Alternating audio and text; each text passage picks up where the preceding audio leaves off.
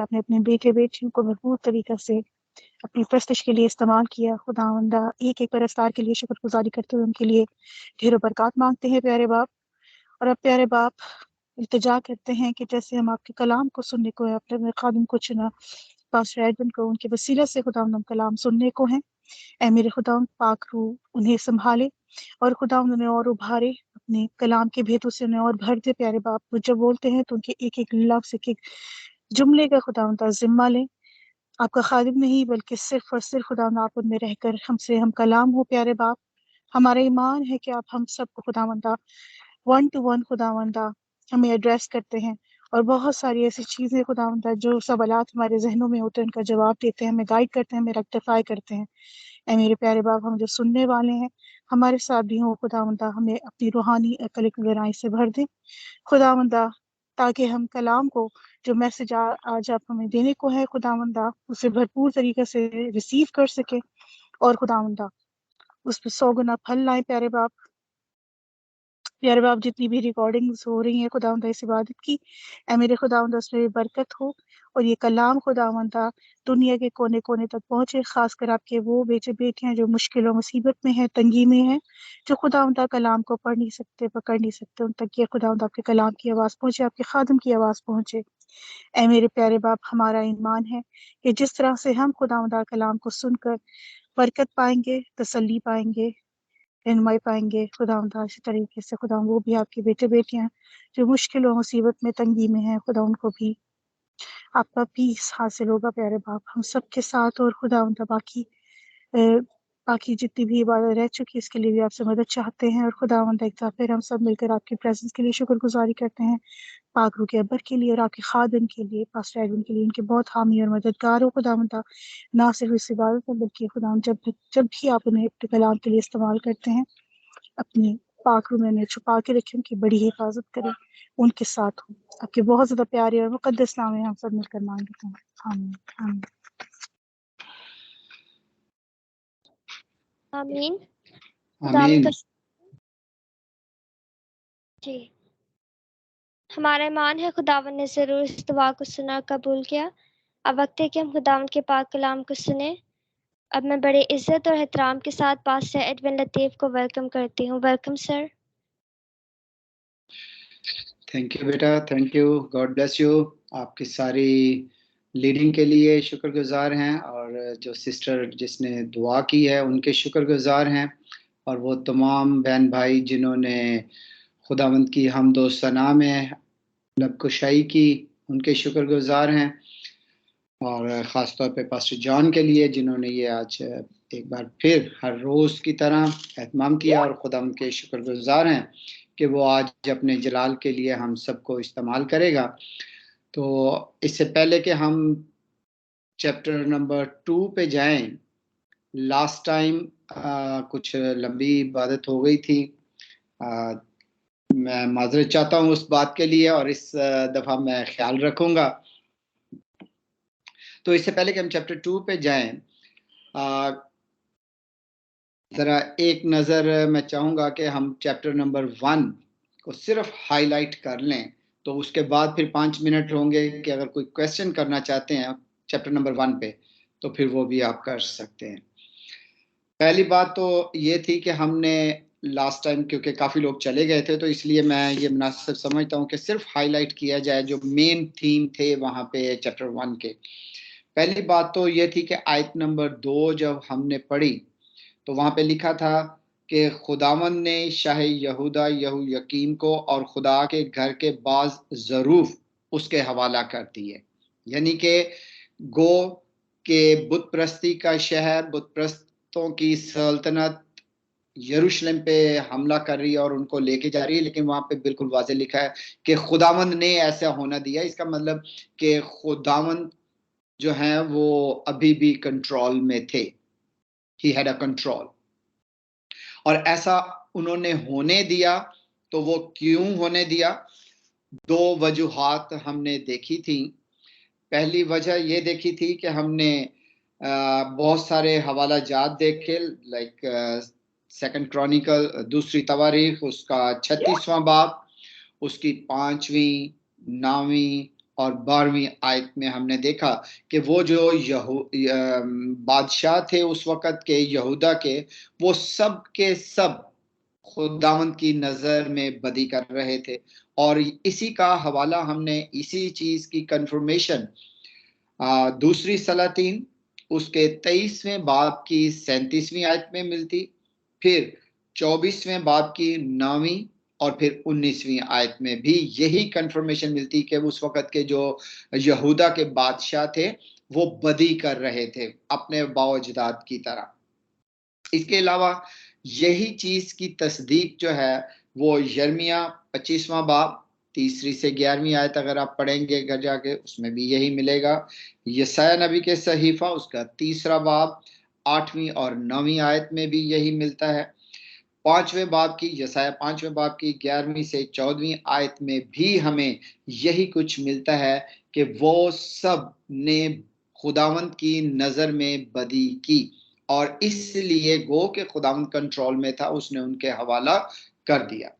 दूसरा रीजन जो हमने देखा था कि डैनियल और उसके दोस्त साथी जो थे वो खुदाप्रस्त थे, वो रास्तबाज थे, उनका चुनाव खुदावंद ने वहीं पे किया ताकि वो बादशाह की हजूरी में खड़े हुआ करें। लेकिन उससे पहले उन्हें वहां की बाबल की जो यूनिवर्सिटी थी वहां पे 3 साल तक रखा गया ताकि वो वहां की तालीम और तरबियत, खास तौर पे अरामी लैंग्वेज जो थी उसको सीख सकें।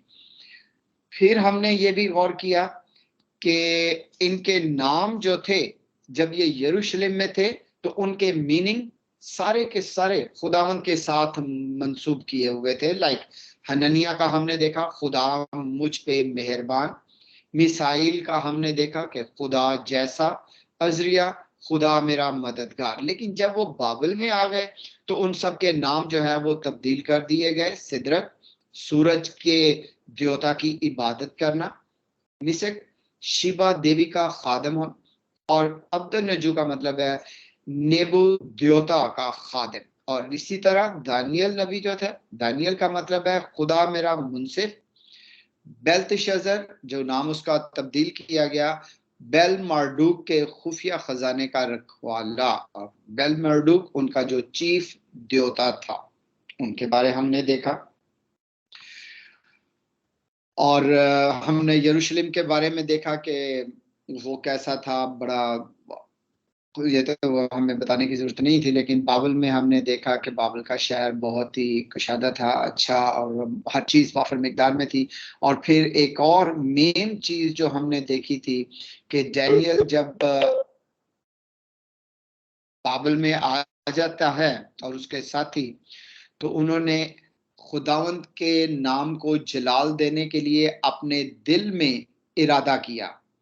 और हमने इमसाल 4 बाब की 23वीं भी देखी कि अपने दिल की खूब हिफाजत कर, क्योंकि जिंदगी का सरचश्मा वही है। और डैनियल और उसके साथियों ने इस बात को दिल में ठान लिया कि वो बदी को नहीं तरजीह देंगे। और जब उन्होंने ठान ली, खुदावंद पे ईमान रखा, तो खुदावंद ने उनकी सेहत दूसरों की बिनिस्बत 10 रोज में भी ये साबित कर दिया कि वो बेहतर है। और फिर 3 साल के बाद भी दूसरों से हिकमत में, दनाई में, फहम में वो सबसे आगे निकले।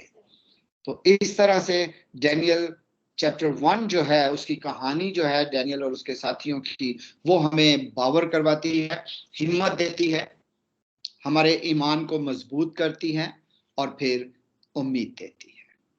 तो इसके अलावा हमने देखा था कि 3 हमले हुए थे, और 3 जो हमले हुए थे उनमें पहला हमला 605 में हुआ।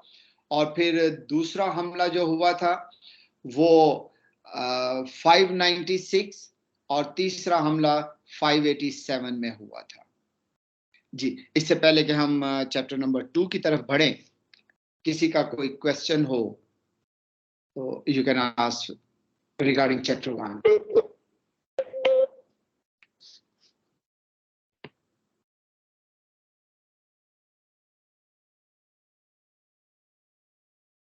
जी, if not shall we move to chapter 2? Arun भाई, मैं पिछले अतवार आपके साथ नहीं था। मैं सिर्फ ये पूछना चाह रहा हूँ उसमें जो मेन आइडिया था चैप्टर 1 का, वो आपने क्या कंक्लूड किया था, उसमें क्या चीज आप सामने लाए थे कलीसिया के, मेन जो बात थी वो बताया जरा मुझे। मेन चीज ये थी कि दो चीजें थी कि खुदावंद हमें इस स्टोरी को देखने से हमारे अंदर हिम्मत आती है कि हम बहरान का मुकाबला कर सकते हैं इस ईमान से कि अगर डैनियल का ईमान पुख्ता था खुदावंद पर, तो हमारा भी ईमान अगर पुख्ता है तो हम फेस कर सकते हैं और आगे उम्मीद रख सकते हैं। दूसरी चीज जो हमने देखी थी कि अगर खुदावंद ऐसा होने देता है तो उसमें उस शहर की, उस सल्तनत की अपनी बदकारी शामिल थी, लेकिन उसमें जो नेक लोग थे अगर उनको खुदावंद ने उनके हवाला कर दिया तो उसमें भी एक राज था कि वो वहां जाकर खुदावंद के नाम को इज्जत और जलाल दे सके। Is there anything else, Pastor Michael, जो आप इसमें से अखज़ कर सकते हैं? नहीं, वो तो फिर लंबी बात हो जाएगी। बस मैं जो सुन नहीं सका था तो मैं ये लेना चाहता था, आपने बताया कि वो तो फिर मैंने भी स्टडी की हुई है, वो उसकी तरफ मैं नहीं जाऊंगा। Thank you very much, God bless you. Thank you. आइए, anybody else?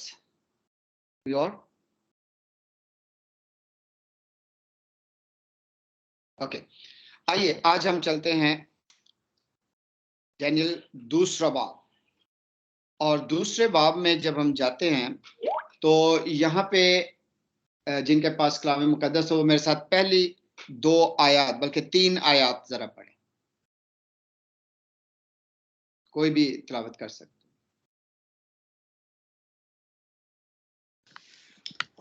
और नबूकदनेस्सर ने अपनी सल्तनत के दूसरे साल में ऐसे ख्वाब देखे जिनसे उसका दिल घबरा गया और उसकी नींद जाती रही। तब बादशाह ने हुक्म दिया कि फालगीरों और नजूमियों और जादूगरों और कसदियों को बुलाएं कि बादशाह के ख्वाब उसे बताएं। चनाचा वो आए और बादशाह के हजूर खड़े हुए, और बादशाह ने उनसे कहा कि मैंने एक ख्वाब देखा है और उस ख्वाब को दरियाफ्त करने के लिए मेरी जान बेताब है।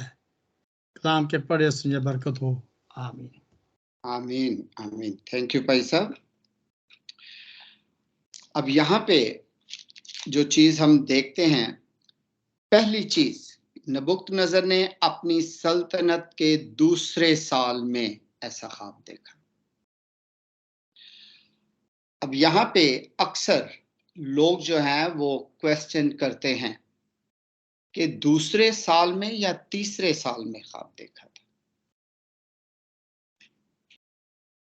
लेकिन जब उसने ख्वाब देखा तो उसके बाद उसने क्या किया, जो वहां के कसदी थे, फालगीर थे, नजूमी थे, जादूगर थे, उन सब को बुलवाया और उनमें डैनियल भी शामिल था। अब डैनियल की तो हम पहले देख चुके हैं कि 3 साल तक ये तरबियत हासिल की उन्होंने। जब 3 साल तरबियत हासिल की तो ये उसके बाद था। वो कहते हैं जी ये तीसरा साल। यस, वो तीसरा साल, ये एक अगर आप हिस्ट्री को देखें तो वो कहेगा कि जो पहला सक्सेसिव ईयर होता है उसको वो काउंट नहीं करते। पहला साल जो तरबियती साल होता था सल्तनत का, उसको वो काउंट नहीं करते थे। लिहाजा ये दूसरा साल उसका जो रिकॉर्ड होता था, पहला साल जो रिकॉर्ड नहीं किया जाता था, उसकी सल्तनत का आगाज 1 साल के बाद होता था। पहला साल वो बैठ जाता था तख्त पे, लेकिन वो एक तरह से उसका सक्सेसिव ईयर होता था।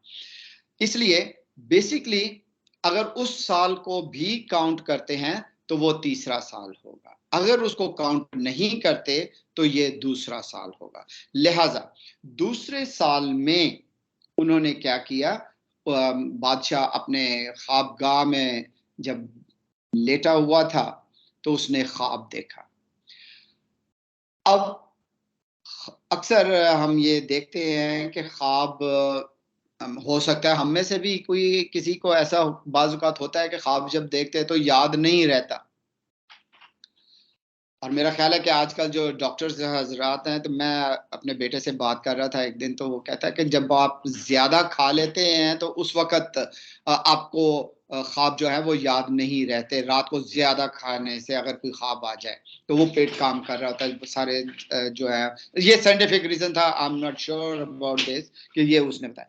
तो आई एम श्योर कि बाइबल में जैसे लिखा है कि वो अपने ख़यालात में, तो जब वो सोच रहा था लेटा हुआ कि मेरी सल्तनत, उसके बारे में कि मैं इसको और बेहतर कैसे कर सकूं, बड़े ख्यालात आ रहे होंगे, जी मैं ये भी करूं, मैं फलाना कंट्री जो है उस पे भी हमला कर लूं, फलानी पे भी हमला कर लूं, ये भी हासिल कर लूं, वो भी हासिल कर लूं।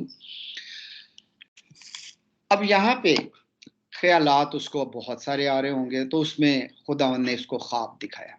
अब वो ख्वाब जो था वो बड़ा ही उसके लिए भयानक ख्वाब था, और जब वो एकदम घबरा कर उठता है तो उसको वो ख्वाब याद नहीं रहता कि वो ख्वाब क्या था, लेकिन वो इस बात के लिए श्योर था कि मुझे जो ख्वाब आया है ये कोई आम सा ख्वाब नहीं है, इसकी कोई ना कोई फिलॉसफी पीछे है, इसका कोई ना कोई मतलब जरूर है, लिहाजा मुझे ये जरूर जानना है कि इसका मतलब क्या है। लिहाजा उसने क्या किया कि अपनी सल्तनत के उस वक़्त के तमाम जो फालगीर थे, नजूमी थे, जादूगर थे, कसदी थे, उन सबको बुलवा लिया। अब जब उनको बुलवाता है तो पहले तो ये देखें कि ये जिन लोगों को उसने बुलवाया ये कौन थे। पहली चीज यहाँ पे लिखा हुआ है दूसरी आयत में, फालगीर। जी, फालगीर किन्हें कहते हैं? Anybody know?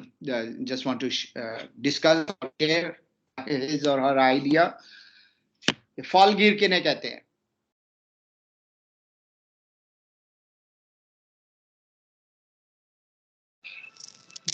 ओ सर जी, तोते वाला मामला ना, जो बैठे थे फुटपाथ पे, जी तोता देखिए, चढ़ रहा है, मैं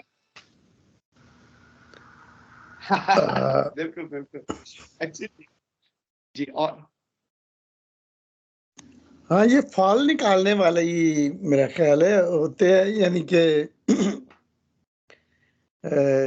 अपने यानी कि इल्म और हिकमत की बिना पर, या सितारों का इल्म या जो कुछ उनके पास होता है उसकी अपने इल्म के बायस वो ये देखते हैं कि क्या हुआ या आगे क्या होने वाला है, और इस हिसाब से वो यानी कि यार 100% राइट। लेकिन आपने जो यहाँ पे लिखे है ना, फालगीर, नजूमी, जादूगर, उन सबको एक साथ मिला दिया। मैं चाह रहा हूँ कि हम जरा ना इनकी एक एक चीज पे गौर करें। लाइक फालगीर बेसिकली उस वक्त जो होते थे वो क्या किया करते थे कि किसी गाय को काटा, उसका जिगर निकाला, फिर जिगर के 2 हिस्से किए और उसके ऊपर क्या करते थे, तेल डालते थे। तेल डाल के और फिर उसके ऊपर पानी के कतरे डालते थे, और उसके बाद, ये तो एक जनरल सी बात है कि आप तेल के ऊपर पानी डालेंगे तो वो एकदम ना नक्शा सा बन जाता है, मैप सा बन जाता है, फर्क फर्क शक्लें सी बन जाती हैं। अब वो क्या करते थे, लीवर लेकर, किसी भी गाय का लीवर लेके तो उसको काट कर उसके ऊपर तेल डालना और उससे नक्शा सा बनाकर, तो जी बादशाह की हजूरी में फ्यूचर को बताने वाले ये लोग थे, फ्यूचर को बताते थे। लेकिन वो जो वहां पे जो नमूना बन जाता था उसके लिहाज से, उस पैटर्न को पढ़कर तो मुस्तकबिल का हाल बयान करने वाले ये मैजिशियन थे, फालगीर जिन्हें कहते थे। इसी तरह से आ जाए जरा, जो अगला है नजूमी, इल्म नजूम वाले।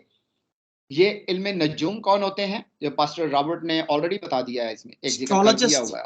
Astrologist, yes yes yes, astrologers, जो सितारों का पैटर्न पढ़ते हैं, सितारों से इल्म हासिल करके, सितारों को देखकर तो वो मुस्तकबिल बताते हैं। लाइक आप देखते हैं कि जो सितारे हैं, लाइक कौशिक, क्या उसको कहते हैं, कौस, अकरब, असद, इस तरह से सारे जो सितारे हैं उनके नामों से उनकी खूबियां और उनके मुस्तकबिल को बयान करने वाले थे। जादूगर, जादूगर किन्हें कहते हैं? ये तो सारे जानते हैं, ये सारे जानते हैं जादूगर। बेसिकली जादूगर जो हैं वो कहा जाता है कि ये मुर्दों की सर जी मैं जादू नहीं जानता, सारे कदों जानते हैं, मैं तो कोई नहीं जानता। नहीं, लफ्ज़ शैतानी इल्म है, शैतानी इल्म। मैं नहीं जानता भाई जादू। कौल उनके कि जो मरे हुए हैं उनकी रूहों को बुलाकर मुर्दों से बातें करता और उनके जरिए से मुस्तकबिल का हाल दरियाफ्त करना। जी भाई साहब, वैसे जादूगर हम में से कोई भी नहीं है, लेकिन हम सिर्फ स्टडी कर रहे हैं कि जादूगर होते कौन। वैसे ऐसे मैंने मजाक किया, मुझे पता है। So, खुदावंद के लोग हैं। जी जी, थैंक यू जी, बिल्कुल हम सब खुदावंद के लोग हैं। अब आ जाएं कसदी। कसदी लोग कौन थे?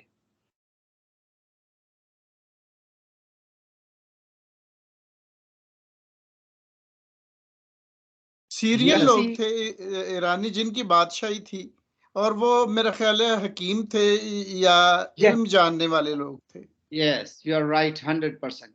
जो आलिम लोग होते थे, हिकमत से मामूर होते थे, हाकिम लोगों को कसदी कहा जाता था। और उस वक्त जो बाबल की हुकूमत थी वो कसदी हुकूमत भी कहा जाता था। इसीलिए तो उन्होंने जो असीर किए थे फर्स्ट अटैक में, वो क्या कहा कि जो खूबसूरत और इल्म रखने वाले दानिशमंद नौजवान हैं उनको लिया जाए, ताकि उनको तरबियत करना, वहाँ का इल्म हासिल करना आसान हो, ताकि वो बादशाह की हजूरी में, उसके दरबार में खड़े रहें और ताकि उनसे वो मशवरा जात ले सकें। लिहाजा उसने क्या किया, जब ख्वाब देखा और बड़ा घबरा गया, बड़ी परेशानी में कि मुझे ख्वाब भी नहीं पता चल रहा और इसका मतलब भी लाजमी कुछ ना कुछ होगा, वो उसने कहा कि सबको बुला लो। अब जब सबको बुला लिया तो बादशाह कहने लगा कि जी अब मुझे ख्वाब बताओ, मैंने रात को ख्वाब देखा है।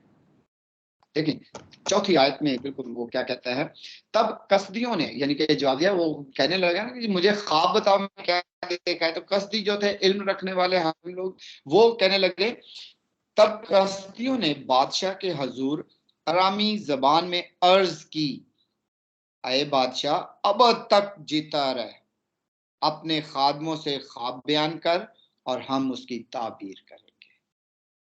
वाह, कह रहा है कि भाई पहले हमें ख्वाब बता तो फिर हम उसकी ताबीर करेंगे। वो आगे क्या कहता है कि नहीं भाई, मैं ये कह रहा हूं कि ख्वाब भी आपने बताना है। फिर वो कहते हैं नहीं नहीं नहीं, आप हमें ख्वाब बताएं तो फिर हम क्या करेंगे, उसकी ताबीर करेंगे। अब यहाँ पे एक चीज हमें नजर आ रही है कि बादशाह को कि उसको ख्वाब याद नहीं था, लेकिन वो इस चालाकी में, या चालाकी का लफ्ज तो नहीं कहना चाहिए, बड़ी होशियारी में, कि अगर मैं इनको ख्वाब, इसका मतलब कि अगर ये ख्वाब नहीं बता सकते तो इसका मतलब ये उसकी ताबीर जो करेंगे वो भी झूठी होगी। तो अगर इन्होंने ख्वाब बता दिया तो इसका मतलब कि ये ताबीर भी ठीक होगी। इनकी बहस जो चल रही है, तो देखें छठी आयत में क्या कहता है, लेकिन अगर ख्वाब और उसकी ताबीर बताओ तो मुझसे इनाम और सिला और बड़ी इज्जत हासिल करोगे, इसलिए ख्वाब और उसकी ताबीर मुझसे बयान करो। अब वो उनको एक मोटिवेशन दे रहा है। मोटिवेशन क्या दे रहा है यहाँ पे? दो चीजें हैं। अगर आप मुझे ये ख्वाब बताओगे तो इनाम और सिला और बड़ी इज्जत हासिल करोगे, ये एक मोटिवेशन है। और दूसरा मोटिवेशन उसके लिए कुछ और भी आ रहा है, ये वो मोटिवेशन नहीं है, लेकिन जब उसने एक मोटिवेशन दिया यहाँ पे, लेकिन हमारे लिए मोटिवेशन क्या होना चाहिए? अब मैंने पहले दिन बताया था कि हमारे पास जो पहले 6 अबवाब हैं वो बेसिकली स्टोरीज के हैं, और इन स्टोरीज से हम हिम्मत देखते हैं, ईमान की मजबूती देखते हैं और उम्मीद देखते हैं। तो जब यहाँ पे हम ये देखते हैं कि एक सिला देने की कोशिश कर रहा है, मोटिवेशन मिल रही है कि अगर आप ये काम करोगे, मुझे ख्वाब भी बताओगे, उसकी ताबीर भी बताओगे, तो आपको इनाम मिलेगा, सिला मिलेगा। लेकिन मैं समझता हूं कि हमारा सिला जो है, बेसिकली हमारा मोटिवेशन या मोटिवेशनल सोर्स प्लस मोटिवेशन एक ही है। मोटिवेशनल सोर्स एंड मोटिवेशन एक ही है, और वो खुदावंद यीशु मसीह होना चाहिए। उन्होंने फिर अर्ज की, 7वीं आयत पे जरा गौर करें, उन्होंने फिर अर्ज की कि बादशाह अपने खादमों से ख्वाब बयान करे तो हम उसकी ताबीर करेंगे। वो क्या कह रहा है कि भाई दोबारा दोबारा एक ही बात कह रहे हैं कि भाई पहले हमें ख्वाब बता दे, और जब वो ख्वाब बता देगा तो उसकी ताबीर भी कर देंगे। लेकिन बादशाह क्या जवाब दे रहा है? 8वीं आयत में देखें, बादशाह ने जवाब दिया, मैं खूब जानता हूं कि तुम टालना चाहते हो, क्योंकि तुम जानते हो कि मैं हुक्म दे चुका हूं। अब वो हुक्म क्या दे चुका है? और पुराने जमाने में ये बड़ा क्लियर होता था कि जो वो एक दफा बादशाह हुक्म दे देते थे तो वो टलता नहीं था, और उसकी बहुत सारी मिसालें हमें मिलती हैं। अभी हम उस साइड पे नहीं जाएंगे, लेकिन ये श्योर है कि बादशाह ने जो हुक्म दे दिया है वो यकीनी है। अब बादशाह क्या कह रहा है? लेकिन अगर तुम मुझको ख्वाब ना बताओगे तो तुम्हारे लिए एक ही हुक्म है, क्योंकि तुमने झूठ और हिला की बातें बताई ताकि मेरे हजूर बयान करो कि वक्त टल जाए। बस ख्वाब बताओ तो मैं जानूं कि तुम उसकी ताबीर भी बयान कर सकते हो। ये वही बात हो गई कि बादशाह जो है वो इस बात पे क्या कहना चाहिए, अटक गया और पुख्ता उस हो गया कि भाई अगर ये ख्वाब बताएंगे तो इसका मतलब कि उसकी ताबीर भी दुरुस्त है। अगर ये ख्वाब ही नहीं बता सकते तो ये ताबीर क्या बताएंगे? इसका मतलब कि ये सारे फालगी, जादूगर, कसदी, नजूमी, ये सब फ्रॉड है, ये सब झूठ, या क्या कहते हैं पंजाबी में, वो क्या उसको कहते हैं, तीर तुके लगाने वाले हैं। ऑथेंटिक बात इनमें नहीं है। लेकिन अगर ये जो भी इनमें से ख्वाब बता देगा और वो उसकी जो ताबीर करेंगे वो ऑथेंटिक होगी। अब यहाँ पे 10वीं आयत जो है ये मैं चाहूंगा कि कोई पढ़े और बड़े गौर से जरा, बाकी हम सुनेंगे।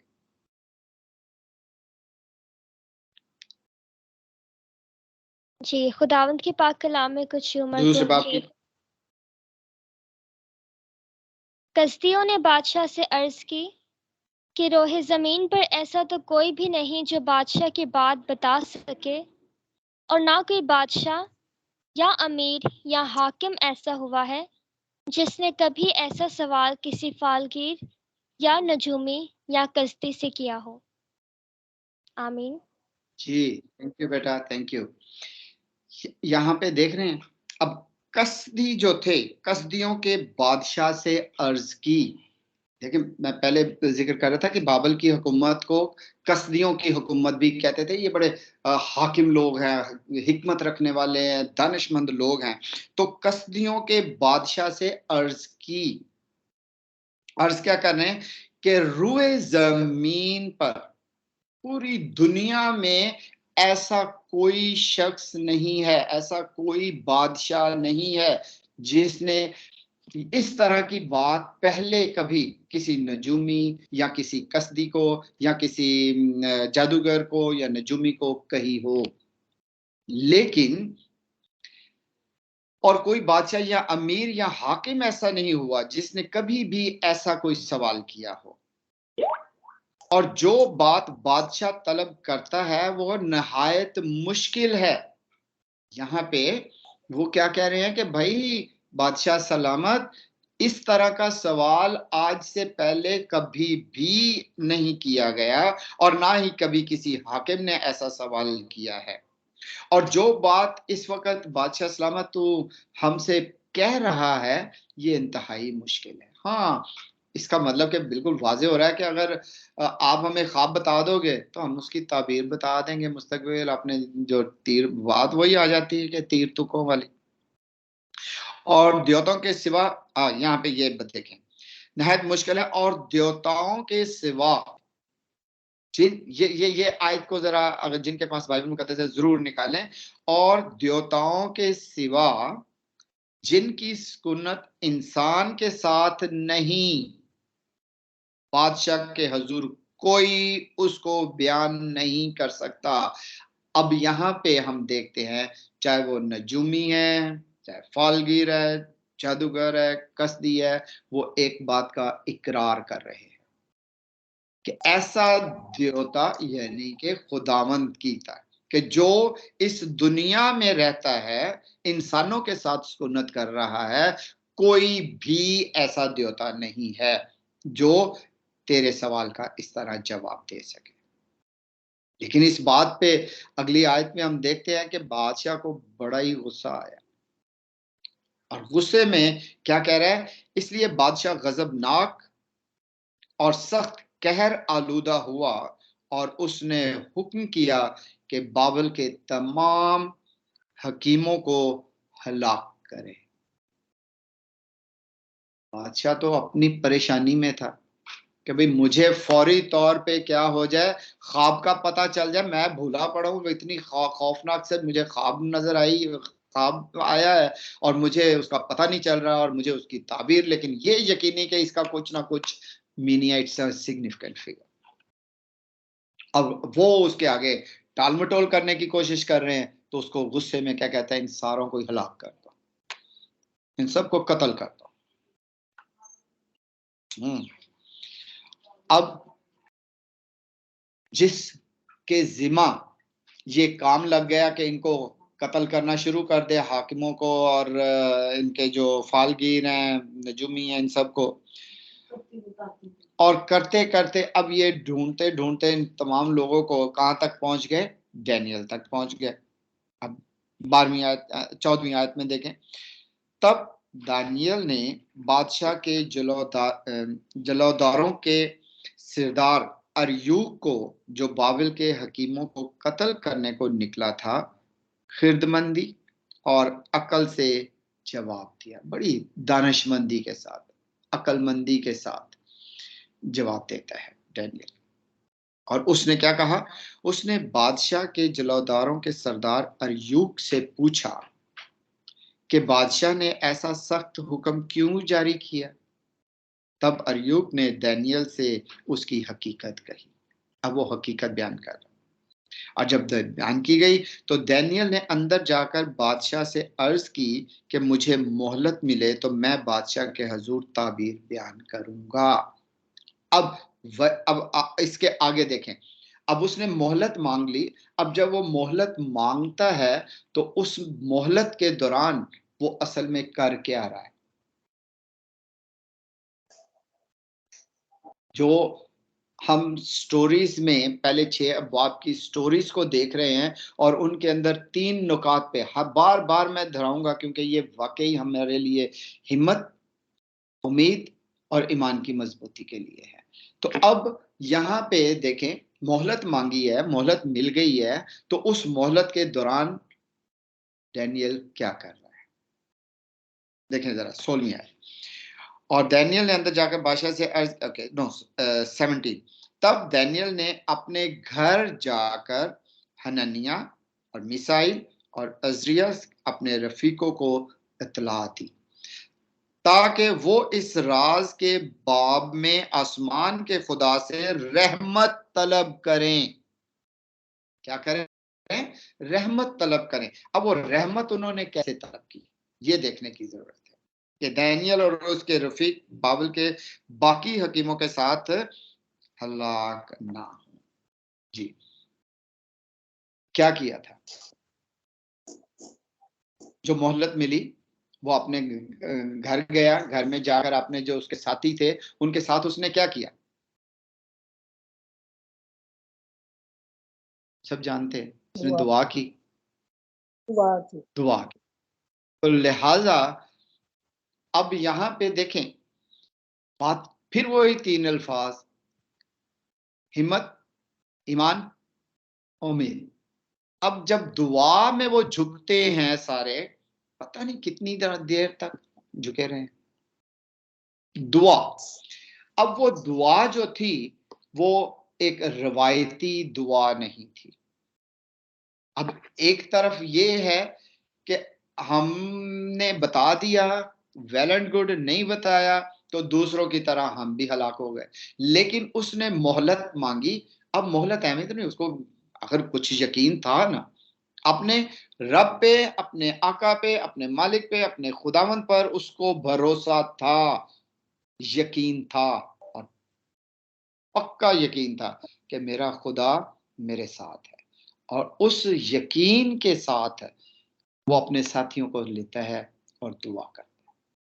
अब यहाँ पे बात जो सीखने की है, कल जब हम देख रहे थे तो बहुत सारे विटनेसेस हमारे सुनने में आई, और हर विटनेस का एंड क्या था कि फलां ने दुआ की, मैंने दुआ की, फलां ने दुआ की, दुआ का नतीजा ये निकला, दुआ का नतीजा ये हुआ, दुआ का नतीजा ये हुआ। इट मीन अभी भी हमारे पास ऐसे खादिम हैं, ऐसे लोग हैं, ऐसे इंसान मौजूद हैं जो खुदावंद पर पुख्ता यकीन रख के ईमान की मजबूती में खुदावंद से दुआ करते हैं, तो उनकी दुआओं का मुस्बत जवाब मिलता है। प्रेज गॉड, आमीन, हालेलुया, हालेलुया, प्रेज जीसस। सिर्फ डैनियल ही नहीं, सिर्फ डैनियल नहीं, सिर्फ डैनियल के साथ ही नहीं, हम भी आज वही डैनियल हैं, वही डैनियल के साथी हैं जिनका ईमान, भरोसा, यकीन अपने खुदा पे और उसके आगे अर्ज जब करते हैं, दुआ में झुक जाते हैं। तो जब डैनियल को जवाब मिला, जैसे कल हम सबको जब विटनेसेस सुनी, गवाहियां सुनी, तो मुझे बहुत अच्छा लग रहा था। लेकिन बाय चांस मैं भी एक गवाही देना चाह रहा था, तो वो हुआ ये कि हमारी लाइट चली गई और सिग्नल जो है वो बहुत लो हो गए थे। बहरहाल एनीवे, फिर नेक्स्ट टाइम जब भी मौका मिलेगा। लेकिन यहाँ पे बात जो सीखने की है, डैनियल ने अपने साथियों को लिया, अकेले भी वो कर सकता था लेकिन उसने अपने साथियों को लिया। तो जब हम ग्रुप में अपने साथियों से, अब मैं ये इस आईडी पे देखता हूं तो इस आईडी में हमारे पास कितने तकरीबन पार्टिसिपेंट हैं, ऑलमोस्ट 15 लोग 51 मौजूद हैं। 50 जी, वैसे 51 है, 51, लेकिन इस टाइम पे जो मेरा ख्याल है कि जो इस टाइम पे सुन रहे हैं वो 15 है, 15।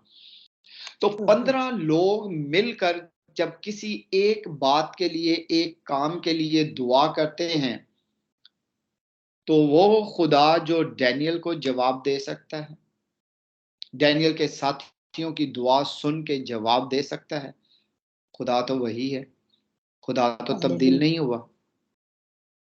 क्या वो डैनियल का खुदा फर्क था और आज मेरा और आपका खुदा फर्क है? नो, सेम है। तो इसीलिए वो अब हमारी दुआओं को भी उसी तरह जवाब देता है। अगर फर्क आता है जब नहीं सुनी जाती या कभी, उसके रीजनिंग और हो सकते हैं, लेकिन बात यह है क्या मेरा ईमान जब मैं दुआ कर रहा हूं, ये देखने की है क्या रवायती दुआ है, वही अल्फाज जो मैं सदियों से बोल रहा हूँ वही बोलता जा रहा हूँ, रटी रटाई दुआ, तोते जैसे भाई माइकल साहब ने क्या वो जड़े सड़कों ते तोते फिरते ने, क्या मैं भी वो तोता तो नहीं हूँ, रटी रटाई दुआ नहीं। आप जब भी दुआ करें अल्फाज सोचकर और दिल से निकलने चाहिए, और जब आपके दिल से एट अ टाइम अल्फाज निकलते हैं, सोच निकलती है, उनके अल्फाज इतने बाअसर होंगे, यू कांट इमेजिन। अब यहाँ पे और सिर्फ दुआ, क्योंकि डैनियल की हम आगे देखते हैं कि वो उसकी तो रूटीन थी, रूटीन में अपनी खिड़की में दुआ किया करता था खोलकर, उसके साथ यकीनन करते थे। तो अगर हम भी सब no sound my side, can you hear me now? जी जी आवाज आ रही, वो किसी का जब नेट वीक हो जाता है तो उनको आवाज नहीं जाती। ओके, तो लिहाजा भी आवाज आ रही जो है। Main, okay thank you. अब यहाँ पे जो मेन चीज है कि हम अकेले भी दुआ कर सकते हैं जब किसी एक के लिए, इसीलिए रिक्वेस्ट जो है मैं देखता हूँ कि पास्टर रॉबर्ट जो है वो ढेर सारी एक लंबी सारी लिस्ट होती है, ढेर सारे लोगों के लिए दुआ कर रहे होते हैं, को कि बाकी सारे दिल में कर रहे होते हैं, एक बंदा बाकी सबकी नुमाइंदगी कर रहा होता है और वो दुआ रिक्वेस्ट कर रहे होते हैं, और उसी का नतीजा है कि हम विटनेसेस और गवाहियां सुनते हैं कि जी दुआ की गई, जवाब मिल गया। और पास्टर रॉबर्ट को भी उन्होंने भी दुआ करवाई थी और वो भी फिर से दादा बन गए हैं और ग्रैंडसन उन्हें मिला है। जी भाई साहब मुबारक हो।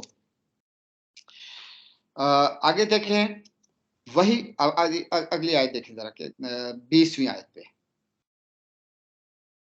ओके नो 18वीं आयत में देखें, ताकि वो इस राज के बाब में आसमान के खुदा से रहमत तलब करें कि दानियल और उसके रफीक बाबल के बाकी हकीमों के साथ हलाक ना हो। फिर रात को ख्वाब में दानियल पर वो राज खुल गया और उसने आसमान के खुदा को मुबारक कहा। इसका मतलब ये है कि जब उस पे राज आया हो गया तो उसने खुदावंद को, उसके नाम को मुबारक कहा। इट मीन कि गवाही देना बहुत जरूरी है।